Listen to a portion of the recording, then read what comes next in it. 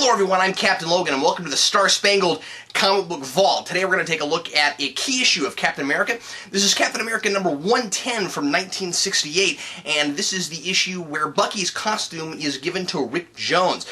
This issue is famous for a couple reasons. One of them, of course, is that Rick Jones becomes Captain America's new sidekick. The other is the big fight with the Hulk, and Rick Jones is also known as the only friend the Hulk ever had, as he's called in this, and so naturally, if Rick Jones is going to become the new Bucky, as it were, he's also got to face off against the Hulk at the beginning. Jim Steranko's artwork is absolutely fabulous in this, and I'd say the action far outweighs the story. Stan Lee, of course, doing his best to make the Hulk sympathetic, to make Captain America sympathetic, while he's totally against having a new sidekick because of what happened to Bucky, and then Rick Jones manages to convince Captain America that he is worth being a sidekick, and that Bucky's legacy should live on through him wearing his costume.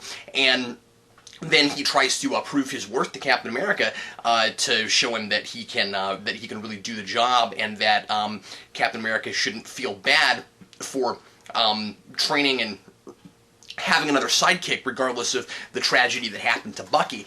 And what I was really impressed by reading this was how ahead of his time I think Jim Steranko was. Steranko was doing these big full two-page mega action spreads in a time where that wasn't as done, it wasn't done as often as it is now, and this looks practically modern.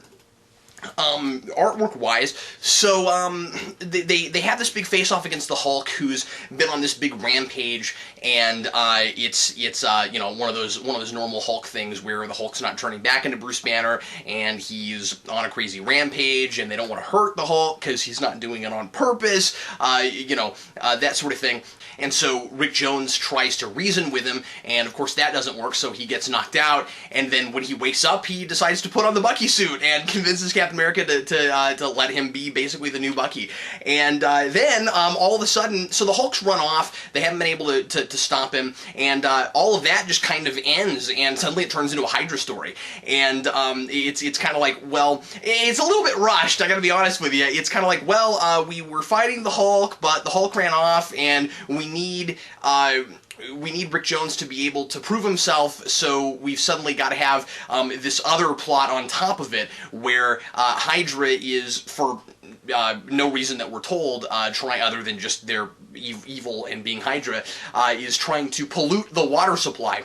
And so you get this new mysterious character, Madam Hydra, who we're not told exactly who she is yet, but she has she looks pretty cool, and she shows up with Hydra and fights Captain America. And what I really like is that Captain America gets to kind of show his ingenuity a little bit, and also Rick Jones is doing a good job helping fend off Hydra, but he's also not used to this. So Captain America has this plan that he doesn't have time to tell Rick Jones about, and then Jones kind of spoils it for him. So he fights this Hydra agent who's got this special armor stuff that he's all proud of, and then Captain America beats him and actually steals his clothes and tries to pretend like he's him. He disguises himself, and then he goes up to Madam Hydra and he says, "I got Captain America's shield. I claim the shield." And Madam Hydra says, "Oh, sure, you can have it. It's yours." And then Rick Jones is standing there and freaks out, and he's basically like, "I'm going to avenge you, Captain America." And then Captain America, of course, is there in disguise and sees that Rick Jones is about to get himself killed. So of course, Captain America, being the noble person that he is, he has to right there take the Hydra costume off and say, "No, Rick, it's me. I'm still alive. I was just going undercover so I could beat Hydra."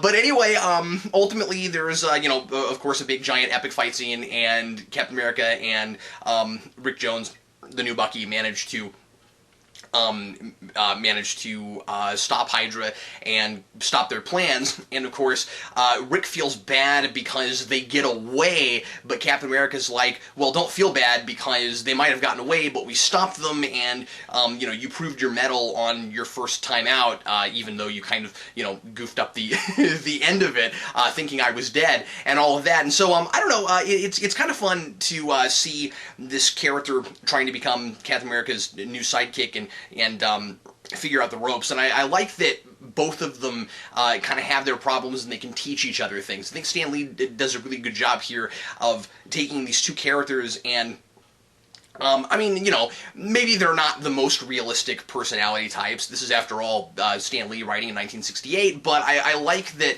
that, you know, Rick Jones has to teach Captain America that maybe he needs help, and Captain America has to teach Rick Jones how to be a superhero sidekick and how to follow orders, and that, you know, the game is dangerous, and you do at least get that sense, you know, that it is a really dangerous thing that they do, and that Rick Jones is, of course, you know, wet behind the ears. He's a rookie. He doesn't really know what he's doing, and you know, they're able to teach each other things. So I think that's really great. Like I said, this is absolutely a fabulous artwork from Steranko. Steranko, of course, now is known as you know, one of the best artists that Marvel ever had. And like I said, I think he's really ahead of his time. I think this looks pretty modern.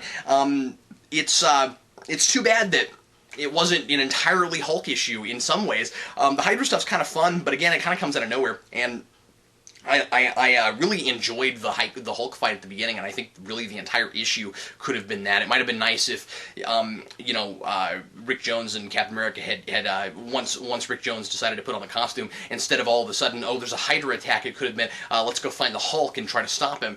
But anyway, that is Captain America number 110. Thanks as always for watching the Comic Book Vault, and if there's anything you'd ever like to see me review on the Vault that you have lying around, you don't want anymore, or something you'd like to let me borrow, just send me a personal message first to see if I already have it, and then you can send things, if you'd like to my P.O. Box. That's Geekvolution, P.O. Box 14183, Lenexa, Kansas 66285. Thanks as always for watching. I'll be back again tomorrow with another daily Comic Book Vault. I'm Captain Logan, and happy reading.